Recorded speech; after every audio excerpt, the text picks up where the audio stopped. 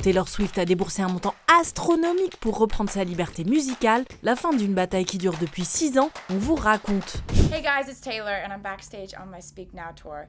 Remontons le temps. En 2019, le label Big Machine, sur lequel la chanteuse avait enregistré ses premiers albums dans les années 2000, est racheté pour 300 millions de dollars par Scooter Braun, un magnat de l'industrie musicale. En voyant les droits de ses enregistrements revendus, c'est le choc. La chanteuse se sent dépouillée de son travail. Au-delà de la blessure, l'enjeu est très économique. Le propriétaire des masters, c'est-à-dire les enregistrements originaux, décide de la façon dont les chansons sont reproduites ou vendues. Ces enregistrements tant convoités sont l'une des principales sources de revenus des artistes qui en possèdent les droits.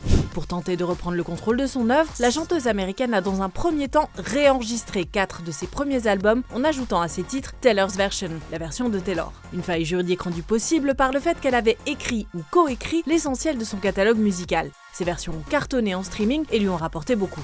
Entre-temps, les 6 premiers albums avaient atterri dans les mains de la société d'investissement Shamrock Capital, qui s'est finalement laissé convaincre de les revendre à la chanteuse. Taylor Swift a laissé éclater sa joie sur son site internet. Toute la musique que j'ai faite m'appartient désormais. Tous mes vidéoclips, tous les films de mes concerts, le design et les photos des albums, les chansons non publiées, la mémoire, la magie, la folie.